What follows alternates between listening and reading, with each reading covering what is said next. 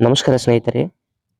ಈ ಒಂದು ವಿಡಿಯೋದಲ್ಲಿ 2025-26ರ SSLC ಮಾದರಿ ಪ್ರಶ್ನೆ ಪತ್ರಿಕೆ 2 ಹಿಂದಿನ ಒಂದು ವಿಡಿಯೋದಲ್ಲಿ Kannada first language Kannada model question paper 1 ನಿಮ್ಮ ಜೊತೆ ನಾನು ಹಂಚಿಕೊಂಡಿದ್ದೆ. ಸೊ ಅದನ್ನು ವೀಕ್ಷಿಸಿ ಅದರಲ್ಲಿರುವಂಥ ಪ್ರಶ್ನೆಗಳಿಗೂ ಮತ್ತು ಇದರಲ್ಲಿರುವಂಥ ಪ್ರಶ್ನೆಗಳಿಗೆ ಏನು ಒಂದಿಷ್ಟು ಚೇಂಜಸ್ ಮಾಡಿ ಕೇಳ್ತಿದ್ದಾರೆ, ಯಾವ ಟಾಪಿಕ್ಸ್ ಮೇಲೆ ಕೇಳ್ತಿದ್ದಾರೆ ಅನ್ನೋದನ್ನು ಗಮನಿಸ್ಕೊತಾ ಹೋಗೋಣ. ಸೊ ಇಲ್ಲಿ ವಿಷಯ ಸಂಖ್ಯೆಯನ್ನು ನೋಡಿದ ಹಾಗೆ 01K ಅಂತೇಳಿ ಸಮಯ 3 ಗಂಟೆ 15 ನಿಮಿಷಗಳು, ಗರಿಷ್ಠ ಅಂಕಗಳು ಒಟ್ಟು 100 ಅಂಕಗಳಿಗೆ ಪ್ರಶ್ನೆ ಪತ್ರಿಕೆ ಕೇಳಿರ್ತಾರೆ.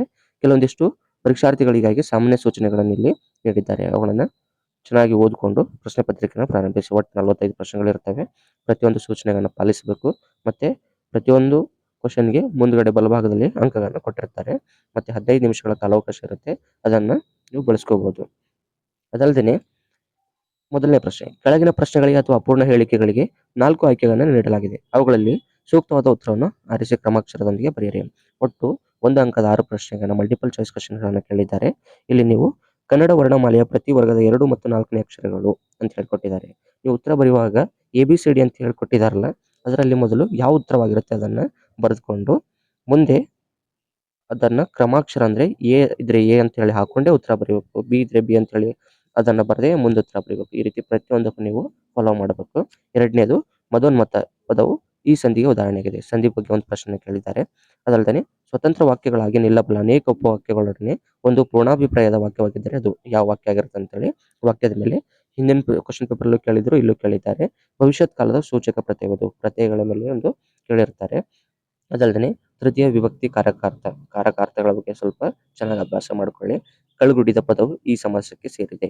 ಇಲ್ಲಿ ನೀವು ಸಮಾಸದ ಬಗ್ಗೆನೂ ನೋಡಬಹುದು ಪ್ರಶ್ನೆ ಕೇಳಿರೋದನ್ನ. ಅದಲ್ಲದೆ ಮೊದಲೆರಡು ಪದಗಳಿರುವ ಸಂಬಂಧದಂತೆ 3ನೇ ಪದಕ್ಕೆ ಸರಿ ಹೊಂದುವ ಸಂಬಂಧಿ ಪದವನ್ನು ಬರೆಯುವುದರ ಕುರಿತು ಕೇಳಿದ್ದಾರೆ. ವಿದ್ಯಾಧರ ಅಂದರೆ ಬಿಜೋದರ, ವೈಶಾಖ, ಅದರ ಉತ್ತರವನ್ನು ಬರೀಬೇಕು. ವಿದ್ವಾಂಸ ಅನ್ವರ್ಥನಾಮವಾದರೆ ಸಹದೇವ. ಹುಳ ಹುಪ್ಪಡಿ ಜೋಡು ನುಡಿಯಾದರೆ ಬಟ್ಟಬಯಲು. ಜಾಣತನ ತದ್ದಿದಾಂತ ಭಾವನಾಮವಾದರೆ ಚಂದ್ರನಂತೆ ಡ್ಯಾಶ್. ಈ ರೀತಿ ಪ್ರತಿಯೊಂದು ಪ್ರಶ್ನೆಗೆ ನೀವು ನೀಟಾಗಿ ಉತ್ತರನ ಬರೀಬೇಕು. ಕೆಳಗಿನ ಪ್ರತಿಯೊಂದು ಪ್ರಶ್ನೆಗಳಿಗೆ ಒಂದು ವಾಕ್ಯದಲ್ಲಿ ಉತ್ತರ ಬರೀರಿ. ಏನು ಪ್ರಶ್ನೆಗಳಿರ್ತಾವಲ್ಲ ಅವಕ್ಕೆ ಒಂದು ವಾಕ್ಯದಲ್ಲಿ ಉತ್ತರವನ್ನು ಬರೀಬೇಕು. ಒಂದೊಂದು ಪ್ರಶ್ನೆ ನೋಡಿದ್ರೆ, ಎಣ್ಣೆ ತುಪ್ಪದ ಮಿಶ್ರಣ ಬೇಡವೆಂದು ಹೇಳಿದವರು ಯಾರು? ಶಾನುಭೋಗರ ರಾಜಭಕ್ತಿಯ ಲಾಂಛನ ಯಾವುದು? ಆಂಗ್ಲ ಸಾಮ್ರಾಜ್ಯದ ವೈಭವ ಕಂಡುಬರುವ ಓಣಿ ಯಾವುದು? ಕೌಸುಂಬಿಯ ಅರಸ ಯಾರು? ಬೇಡರಿಗೆ ಅಗಸಿಗೆ ಬಂದು ಬುದ್ಧಿ ಮಾತನ್ನು ಹೇಳಿದವರು ಯಾರು? ದ್ರೋಣನು ಪರಶುರಾಮರಲ್ಲಿಗೆ ಏಕೆ ಬಂದನು? ಪುಟ್ಟಪೋರಿಯ ಅಮ್ಮ ಗುಡಿಸಲಿನಲ್ಲಿ ಹೇಗೆ ಮಲಗಿದ್ದಾಳೆ? ಹೀಗೆ ಪ್ರತಿಯೊಂದು ಪ್ರಶ್ನೆಗಳಿಗೆ ಒಂದು ವಾಕ್ಯದಲ್ಲಿ ಉತ್ತರಿಸಬೇಕು. ಕೆಳಗಿನ ಪ್ರಶ್ನೆಗಳಿಗೆ 3 ಅಥವಾ 4 ವಾಕ್ಯಗಳಲ್ಲಿ ಉತ್ತರ ಬರೆಯಿರಿ. ಒಟ್ಟು 10 ಪ್ರಶ್ನೆಗಳನ್ನ 2 ಅಂಕಗಳಿಗೆ ಅಂದರೆ 20 ಅಂಕಗಳು ಕೇಳುವುದನ್ನು ಗಮನಿಸಬಹುದು. ಲಿಪಿಯ ಮೂಲಕ ಜ್ಞಾನ ಭಂಡಾರ ಯಾವ ರೀತಿ ಭದ್ರವಾಯಿತು? ವಿಶ್ವೇಶ್ವರಯ್ಯ ಅವರು ಹಣಕಾಸು ನೀತಿಯಲ್ಲಿ ಮಾಡಿದ ಮಾರ್ಪಾಡುಗಳಾವುವು? ಟೊಪ್ಪಿಗೆಯ ವಿಶೇಷತೆಯನ್ನು ಲೇಖಕರು ಹೇಗೆ ದಾಖಲಿಸಿದ್ದಾರೆ? ರಾಜ್ಯಸಭೆಯಲ್ಲಿ ಅಗ್ನಿಭೂತಿ ವಾಯುಭೂತಿಯರನ್ನು ಮೂರ್ಖರೆಂದು ತೀರ್ಮಾನಿಸಿದ್ದೇಕೆ? ಹಕ್ಕಿಯ ಹಾರಾಟವನ್ನು ಆಕಾಶಕ್ಕೆ ಹೇಗೆ ಹೋಲಿಸಿದ್ದಾರೆ? ದಂಡು ಹಲಗಲಿಯ ಮೇಲೆ ಹೇಗೆ ದಾಳಿ ನಡೆಸಿತು? ಭಗತ್ ಸಿಂಗ್ ಜಲಿಯನ್ ವಾಲಾಬಾಗ್ ಮಾರಣ ಹೋಮದಿಂದ ತೆಗೆದುಕೊಂಡ ನಿರ್ಧಾರವನ್ನು ತಿಳಿಸಿ. ಅಂದವಾದ ಬರವಣಿಗೆಯ ಬಗ್ಗೆ ಗಾಂಧೀಜಿಯವರ ಅಭಿಪ್ರಾಯವನ್ನು ಬರೆಯಿರಿ. ಜ್ಞಾನಿ ಅಜ್ಞಾನಿಗಳ ಸಂಘದ ಬಗೆಗಿನ ಅಕ್ಕ ಮಹಾದೇವಿಯ ಅಭಿಪ್ರಾಯವನ್ನು ತಿಳಿಸಿ. ರಾಜರ ಪ್ರಕೃತಿ ಹೇಗಿರುತ್ತೆ? ಹೀಗೆ ಪ್ರತಿಯೊಂದು ಪ್ರಶ್ನೆಗಳಿಗೆ ನೀವು 2 ಅಂಕಕ್ಕೆ ಸಂಬಂಧಪಟ್ಟವನ ಉತ್ತರವನ್ನು ಅಚ್ಚುಕಟ್ಟಾಗಿ ಬರೆಯಬೇಕು. ಇಲ್ಲಿ ನೀವು ಕೃತಿಕಾರರ ಪರಿಚಯ ಅಥವಾ ಕವಿಗಳ ಸಾಹಿತ್ಯಗಳ ಜನ್ಮಸ್ಥಳ, ಕಾಲ, ಕೃತಿ ಮತ್ತು ಬಿರುದು ಪ್ರಶಸ್ತಿಯನ್ನು ಕುರಿತು ವಾಕ್ಯ ರೂಪದಲ್ಲಿ ಅಚ್ಚುಕಟ್ಟಾಗಿ ಬರೆಯಬೇಕು. ಒಟ್ಟು 2 ಪ್ರಶ್ನೆಗಳನ್ನು ಕೇಳಿರುತ್ತಾರೆ. ಸಾರಾ ಬುಕ್ಕರು, ಅದಲ್ಲದೆ ರನ್ನ, ಇವ್ರ ಕುರಿತು ನೀವು ನೀಟಾಗಿ ವಾಕ್ಯ ರೂಪಗಳಲ್ಲಿ ಕವಿಗಳ ಪರಿಚಯನ ಬರೀಬೇಕು. ಇದಲ್ಲದೆ ಛಂದಸ್ಸಿನ ಕುರಿತು ಒಂದು ಪ್ರಶ್ನೆ ಕೇಳಿದ್ದಾರೆ. ಕೆಳಗಿನ ಪದ್ಯಕ್ಕೆ ಪ್ರಸ್ತಾರ ಹಾಕಿ ಗಣ ವಿಭಾಗ ಮಾಡಿ ಛಂದಸ್ಸನ್ನು ಹೆಸರಿಸಿ. ಈ ಒಂದು ಏನು ಪದ್ಯ ಭಾಗ ಐತಲ್ಲ ಅದಕ್ಕೆ ನೀವು ಪ್ರಸ್ತಾರ ಹಾಕಬೇಕು. ಗಣ ವಿಭಾಗವನ್ನು ಮಾಡಿಕೊಂಡು ಯಾವ ಛಂದಸ್ಸು ಇರುತ್ತೆ ಅಂತೇಳಿ ಹೆಸರನ್ನ ಮಾಡಬೇಕು.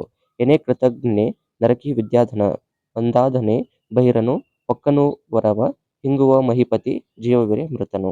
ಈ ಒಂದು ಪದ್ಯ ಭಾಗಕ್ಕೆ ನೀವು ಕರೆಕ್ಟಾಗಿ ಪ್ರಸ್ತಾರ ಹಾಕಿ ಛಂದಸ್ಸನ್ನು ಹೆಸರಿಸಿ. ಕೆಳಗಿನ ವಾಕ್ಯದಲ್ಲಿರುವ ಅಲಂಕಾರವನ್ನು ಹೆಸರಿಸಿ ಲಕ್ಷಣವನ್ನು ಬರೆದು ಸಮನ್ವಯಗೊಳಿಸಿ. ಇದು 3 ಅಂಕಗಳು ಕೇಳಿದ್ದಾರೆ. ಭೀಮ ದುರ್ಯೋಧನರು ಮದಗಜಗಳಂತೆ ಹೋರಾಡಿದರು. ಇಲ್ಲಿ ನೀವು ಅಲಂಕಾರವನ್ನು ಹೆಸರಿಸಬೇಕು. ಅದಲ್ಲದೆ ಕೆಳಗಿನ ಗಾದೆಗಳಲ್ಲಿ ಯಾವುದಾದ್ರೂ ಒಂದು ಗಾದೆ ಮಹತ್ವದೊಂದಿಗೆ ವಿಸ್ತರಿಸಿ ಬರೆಯಿರಿ. ಇಲ್ಲಿ 2 ಗಾದೆಗಳನ್ನು ಕೊಟ್ಟಿದ್ದಾರೆ. ನಿಮ್ಗೆ ಯಾವ್ದು ಕರೆಕ್ಟಾಗಿ ಬರುತ್ತೆ ಅದರಲ್ಲಿ ಒಂದನ್ನು ಆಯ್ಕೆ ಮಾಡಿಕೊಂಡು ಚೆನ್ನಾಗಿ ಬರೀಬೇಕು. ಸತ್ಯಕ್ಕೆ ಸಾವಿಲ್ಲ, ಸೊಳ್ಳಿಗೆ ಸುಖವಿಲ್ಲ, ಅದನ್ನಾದರೂ ಬರೀರಿ. ಇಲ್ಲದಿದ್ರೆ ದೇಶ ಸುತ್ತಿ ನೋಡು, ಕೋಶ ಓದಿ ನೋಡು. ಕರೆಕ್ಟಾಗಿ ಬರುವುದನ್ನು ಮೊದಲೇ ನಿರ್ಧರಿಸಿ ಚೆನ್ನಾಗಿರುವುದನ್ನು ಬರೀಬೇಕು. ಅದಲ್ಲದೆ ಕೆಳಗಿನ ವಾಕ್ಯ ಅಥವಾ ಹೇಳಿಕೆಗಳಿಗೆ ಸಂದರ್ಭ ಮತ್ತು ಸ್ವಾರಸ್ಯಗಳನ್ನು ಬರೆಯಿರಿ. ಇಲ್ಲಿ ಒಟ್ಟು 6 ಸಂದರ್ಭದ ಪ್ರಶ್ನೆಗಳನ್ನು ಕೇಳಿದ್ದಾರೆ. 3 ಅಂಕಗಳಿಗೆ ಅಂದರೆ ಒಟ್ಟು 18 ಅಂಕಗಳು ಇಲ್ಲಿಂದ ನೀವು ಪಡೆಯಬಹುದು.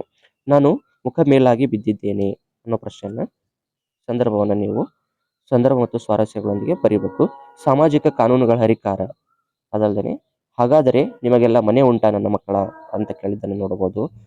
ಮಂಗಳ ಲೋಕದ ಅಂಗಳಕ್ಕೇರಿ ಇದರದು ಸಂದರ್ಭ ಮತ್ತು ಸ್ವಾರಸ್ಯ.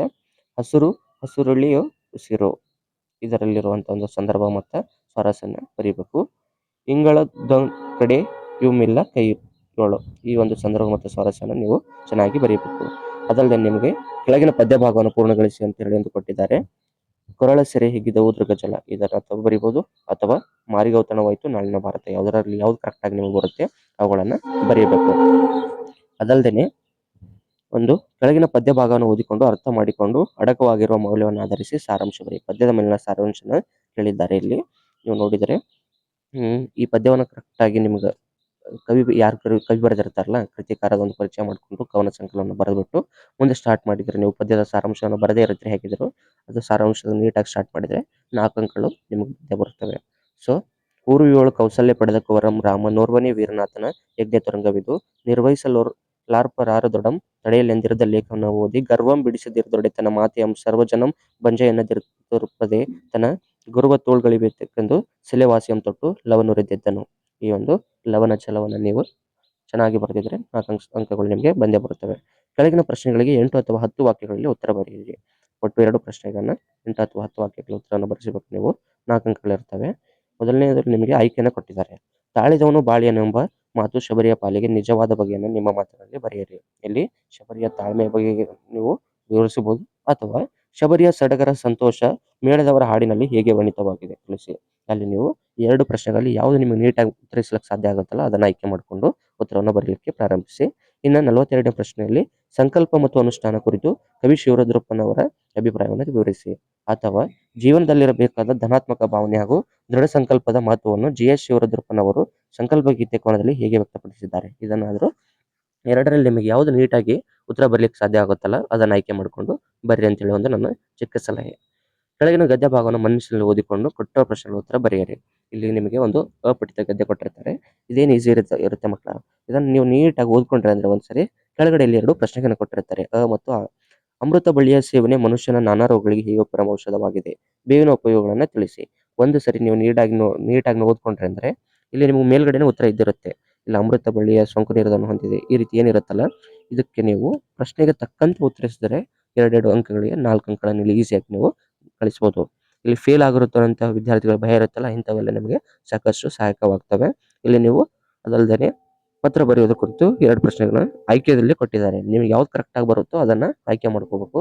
ಪ್ರಶ್ನೆ ನೋಡಿದ್ರೆ, ನಿಮ್ಮನ್ನು ಮೈಸೂರಿನ ವಿಜಯನಗರ ಬಡಾವಣೆಯ ನಿವಾಸಿ ಮೋಹನ್ ಕುಮಾರ್ ಎಂದು ಭಾವಿಸಿಕೊಂಡು ನಿಮ್ಮ ಬಡಾವಣೆಗೆ ಸಾರ್ವಜನಿಕ ಗ್ರಂಥಾಲಯವನ್ನು ಮಂಜೂರು ಮಾಡುವಂತೆ ಕೋರಿ ಜಿಲ್ಲಾಧಿಕಾರಿಗಳ ಪತ್ರವನ್ನು ಬರೆಯಿರಿ.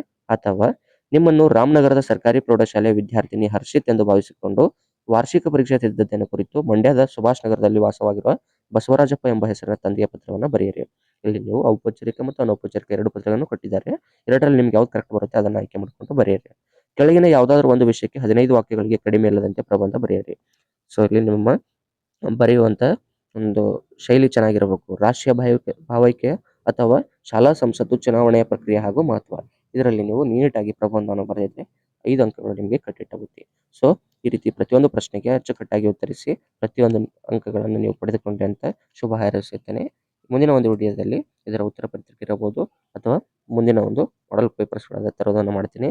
ಸೊ ಗೆಳೆಯರೆ, ಈ ಒಂದು ಯೂಟ್ಯೂಬ್ ಚಾನಲ್ಗೆ ಸಬ್ಸ್ಕ್ರೈಬ್ ಮಾಡಿ, ಲೈಕ್ ಮಾಡಿ, ಶೇರ್ ಮಾಡಿ ಮತ್ತು ನಿಮ್ಮ ಸ್ನೇಹಿತರಿಗೂ ಜೊತೆನೂ ಹಂಚಿಕೊಳ್ಳಿ. ಅಲ್ಲಿವರೆಗೆ ಥ್ಯಾಂಕ್ ಯು.